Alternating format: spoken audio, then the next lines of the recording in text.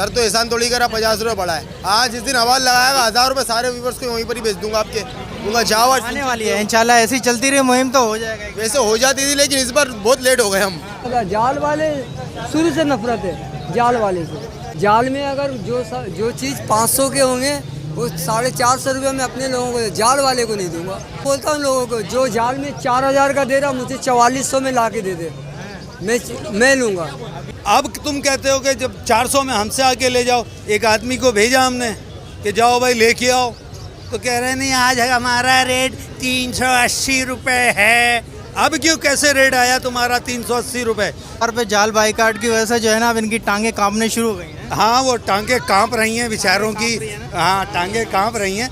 अल्लाह करे आप व्यूवर्स हमारा साथ दें, जाल वाले को अभी भी माल मत दें, अभी भी इनको रुलाएं, तो ये जो अब 350 आया है यही रेट बढ़ता जाएगा।